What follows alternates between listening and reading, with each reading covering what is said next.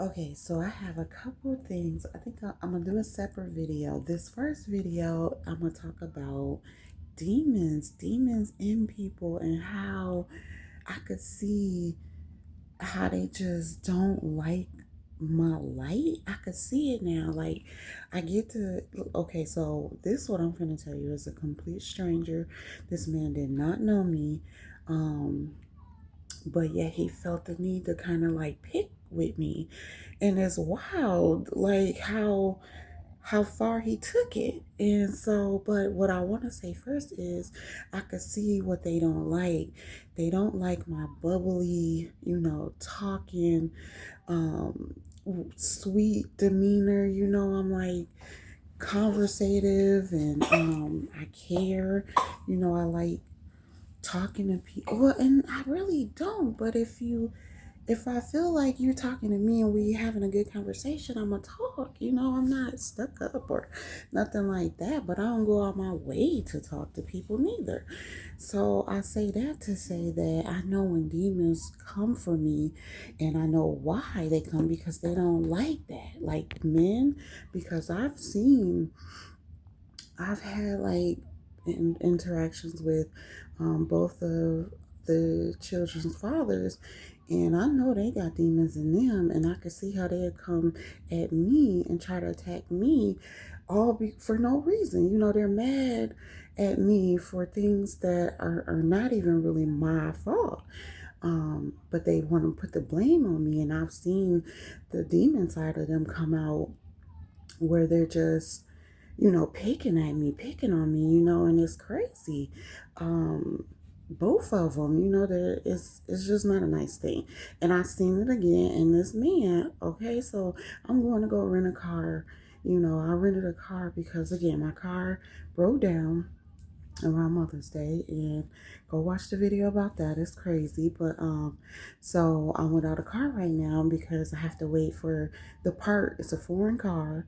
So this specific part that just had to stop working is in Germany, and it takes a month to 2 months to ship here to America. So I can't get my car fixed until the part gets here. So cool. I'm without a car right now. So I rented a car so that I can go to the grocery store because I needed to do my own shopping. These DoorDash people they be getting it wrong, and I need to do my own stuff. Okay, boom. Cool. Go to the rental place. This isn't the normal place that I go to when I went out of town. I rented that car when I went to Chicago, and I went to a different place this time because they didn't have no rentals for the day that I needed it. So I checked two locations around me. They didn't have it. So I went to this third location. They had it, and he's like, I can get you in a car by 5:30. I'm waiting on people to bring the cars back to do their returns. Cool. I waited. Called back around like 4:30. Hey, just making sure before I come up there, do y'all got a rental car for me? Yeah, we'll have it come on. We'll see you in about an hour. Cool. Get up there, right? I get up there to, having chit chat with the man like I always do. Hey, how you doing? And they always ask, oh, where you going? Going any place special? And so I'm just like, no, I'm just really running some errands. My car broke down. I just needed to get stuff done today, which I did. I just needed to go to the grocery store, do my little running around, get the items that I need for the week or whatever. When I tell you, this man did not want to rent this car to me. This man did not want. First he was like, do you want would you take a minivan? Because first he was like, we got a nice SUV for you, or do you want to take a minivan? I was like, oh no, I don't want the minivan. No, that's cool. Give me the other one. And so from there, I don't know. I guess he tried to play me like all I could get was a minivan, or all I needed. I should have took the minivan. I don't know. But the way he was on some BS with me, and I could tell it was almost like a racist encounter, kind of, because I know, a black person knows when they getting treated some type of way by a person that's not black. They know, and so I know it had a little bit of racism to do with it, but I also think it had a bit of man versus woman. I don't know, maybe he didn't want a woman to rent a car, or a black woman shouldn't be able to rent a car by herself. I don't know what this dude deal was. But the way he acted about me not getting his car, it was crazy. So when I said no to the minivan, he was going to go get me it was a Nissan, it was a truck. Well, not a truck. I mean, they trucks, but they're the modern trucks where it's like the SUVs, right? Cool. And then he's like, um, put my address in. And he's like, this address isn't verifying. And so he's like, normally when that happens, we need to, take other steps. So I was like, well, the address, that's, here's my current address, my correct address. That's not even my address. Gave him my address. It's like, yeah, this is not verifying either. So when this happens, we need to have you show a utility bill. Okay, so I show him that. He's like, just to make sure that the utility bill matches the address you provide us, so we know that, the address is the verified address, right? So I gave him the utility bill. No, no, that wasn't good enough. He said the utility bill had a balance on it. And they needed one that was paid in full. And so I'm like, well, I just made the payment. And so I go through all my bill. He's looking at the bill. He's showing me, oh, yeah, you have a balance forward because it hasn't been paid off in full. He's like, the bill needs to be paid off in full before we could accept it. And I'm telling him like, well, I made the payment in full. That's the payment due. And he's like, nope, it's a forward imbalance on there. So there's a higher balance, looking at my payment plan, like the payment plan wasn't good enough that, the electric bill had me on. He said it needed to be paid off. So I'm like, okay. He's like, we could take another bill, the gas bill, or any other, first utility bill. So I'm like, can you take Wi-Fi? I know my Wi-Fi is paid off because I haven't paid my gas yet. So he's like, no, not Wi-Fi. We have to have like a major utility company. I'm like, okay, cool. So I pull up my gas bill and I'm on a plan with that as well. So it's like, I'm showing him that. And it's almost like he wanted to humiliate me to see that I'm on these plans. And I guess he's thinking, oh, if I can afford to pay my bill flat out, I couldn't afford the car or something. So I'm just like, well, what do I need to do? Because I'm kind of stuck up here. Just took a lift. I don't have no way home. I got the baby with me. It's hot as hell. Like, what do I need to do? And so I'm like, do I need to just go ahead and pay this bill? If I pay off my gas bill right now in your face, you see me make this payment, would that be it? Would that be all I need to do so that I can rent this car? And he's like, hold on, let me go check. He never went to go check. He just started giving me the runaround like, yeah, this has a balance too. We can't do it, because he kept just looking at his computer, like typing stuff, pretending like he's checking, I guess. But he said he was going to go check with someone else and he didn't. And so he just stood there, and then he finally told me like, yeah, no, we can't do it. Because they both have these balances. Now, if you pay that one and then provide a secondary verification, like your insurance, then yeah, we could. And so I'm sitting there pulling up my insurance. I showed him that utility bill, the gas bill, and it was like over $200. And I told him I will pay him right there in his face, and then I will show him my insurance and then get the car. And so by this time, it's like, I don't know, maybe like 30 minutes to 45 minutes I went by, someone else came in, right? And this was an African lady now.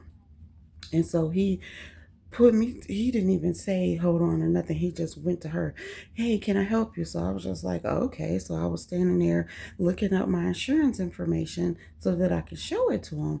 And he just went on helping her, and he didn't even come back to me or anything. And so I just sat down. And then another guy came out. Now, this was a black guy, and he came out. It was almost like he was new or something, because he was asking the white guy, how to do certain things. And so the black guy came out, was like, you need help? Who needs help or whatever? And I was like, I need help, because I was getting help first. And then I didn't say that, but I was like, I need help. And so I'm thinking in my head, like, he just pushed me to the side. So I'm trying to keep calm.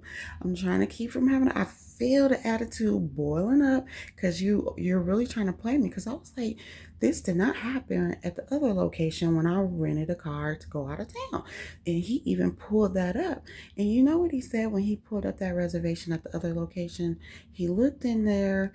It took him maybe about 5 minutes or so. And he's like, yeah, they made a mistake. I see what they did.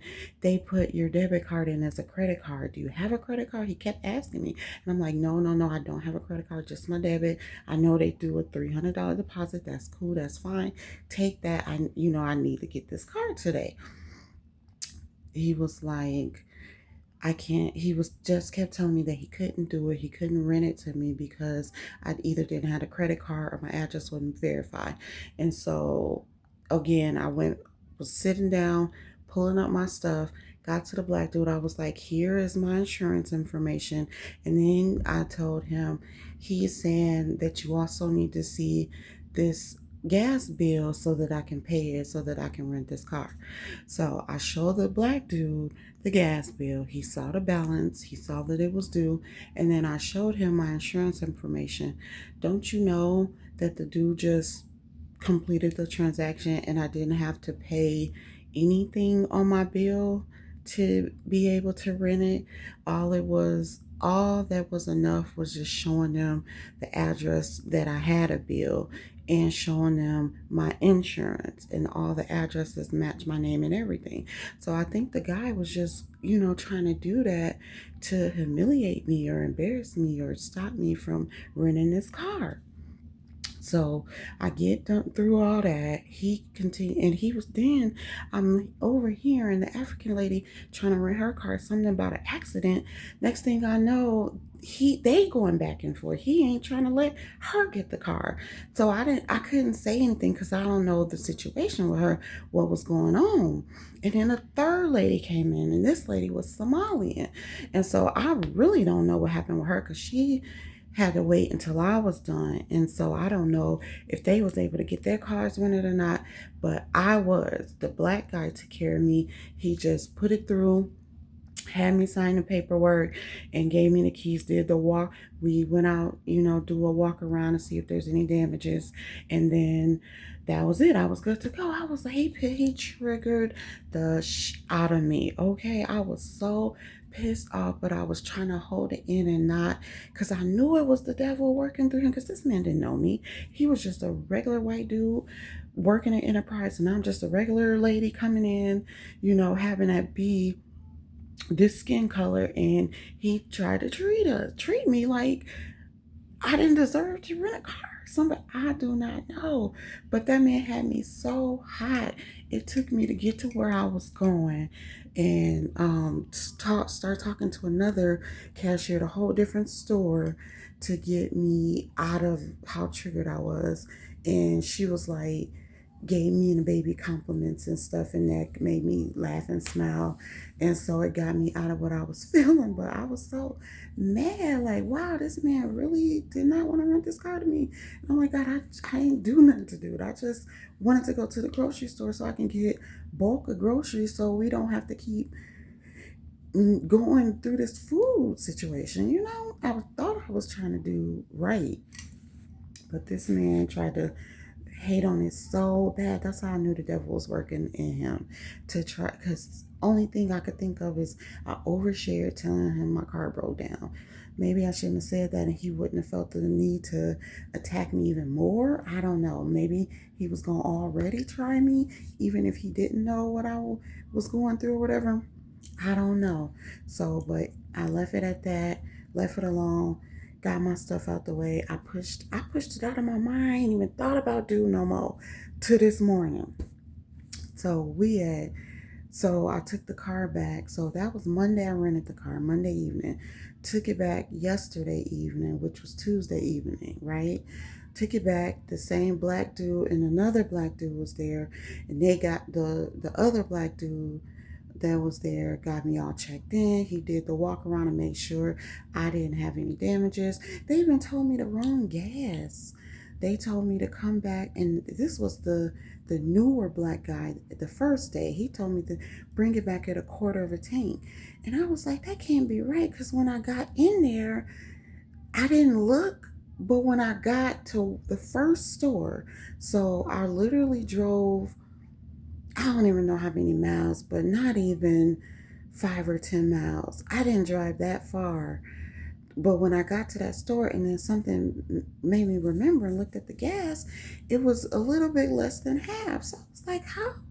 Did he tell me a quarter of a tank or half of a tank? Because it's on half. Why would I give him a quarter of a tank? So then, anyway, I let that go too. I went on about my grocery shopping and all my shopping and stuff, ran my errands. And then when I took the car back yesterday, they did the walkthrough, took it back. Everything was fine. I got a lift and I went back home. Boom, dropped it off. This morning, today is Wednesday the 10th. So this is the third day. Brought the car back yesterday, rented it Monday, kept it one day, brought it back Tuesday evening, on time, everything. I get a phone call this morning from this number. Didn't know who it was. They called back an hour later. I picked it up. I was up. It's the white guy, the original white guy that was on the racist whatever with me. It's him. He calls, hey, I was out yesterday. I saw you brought the car back. I just wanted to talk to you about that. And I'm like, yeah. He's like, do you know that there's a little dent on the driver's side? I was like, a dent? No, that was not there. Well, it is, and I'm gonna have to put an insurance claim or put a claim through your insurance and blah blah blah. I'm like, wait a minute, what are you talking about? I was like, I brought that car back last night and or yesterday evening, and the guy checked me in. He did the walkthrough and there was no dent, nothing happened to the car. And he was like, well, we haven't rented this since you returned it. Again, this is like 10, 11 in the morning. Of course you haven't. Stop playing with me. I don't like when people play with me. So I'm extremely pissed, but I'm trying to keep it cool because I know this is the devil just trying to get me. So I'm just like, no, I didn't do that. It was not me. Well, I'm going to review the cameras, but like I said, I'm going to have to use your insurance information and put a claim through. I'm just like, what are you talking about? I didn't make that dent. He did the walkthrough. He didn't see anything. So you are not about to charge me. And I'm like, are you about to charge me? No, no, no. This is not going to charge you. It's just a small claim that it may or may not even go through your insurance, but I need to put it through and I need to report this. And I'm like, do I need to talk to a manager about this? Because I did not do that and nothing should happen. He's like, well, I am one of the managers, and yes, I do have to do this, and blah blah blah. At this point, I'm just like, of course, he would be the manager, he would. So it's this little power thing or something. I'm not sure. This man don't know me, ain't never seen me in his life. Why he treated me like this and took it this far the next day to even come back in and make up a ding just so he can further mess with me, let me know it was the devil. So I was like, you know what? All right, that's cool. Okay, goodbye. And left it at that. And I ain't heard from him since. But I was just like, wow, oh my goodness. The lengths that man went through to try to tear me down or get me or, make me responsible for something that wasn't my fault, that I didn't do anything. And he really tried to make a miserable situation for me.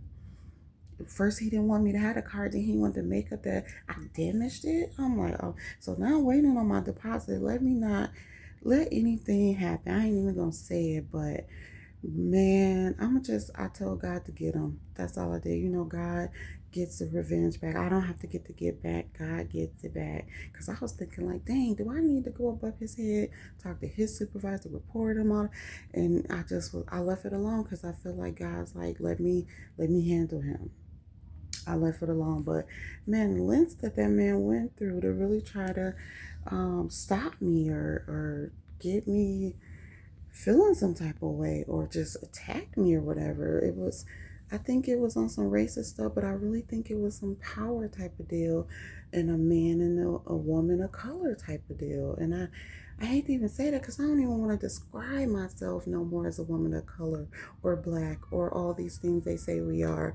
This is why I want to become who God wants me to become, because the Europeans, Americans, white people, whatever you want to call them, they place this on us and they think that they get to treat us any type of way, and that's not the case. So that is my little story about how this man that I don't know from nowhere, I knew had demons in him, and the demon was just trying to attack me, just like the demons that be in my kids' fathers. They always trying to say certain things to try to destroy my character, destroy what I got going on, or, trying to shit on me like I ain't shit, or like I'm less than or something, because they don't like the things that I say or that I do in regards to like the children, because that's all it's about between me and them two. You my ex, all it should be about is the kids, but they're mad at the fact that they don't have the kids, and it's like, again, that isn't my fault that you don't have your kids, you ain't seen your kids or nothing like that. It ain't my fault. If you do right, you would have right. But because I do right, I get attacked and penalized for it. This is how men treat me, because I do right and I say the right things, and it's the right thing, but you want to argue with me or belittle me or put me down or harm me, hurt me, abuse me, whatever, attack me because I'm doing the right thing and I'm pointing out that you're not.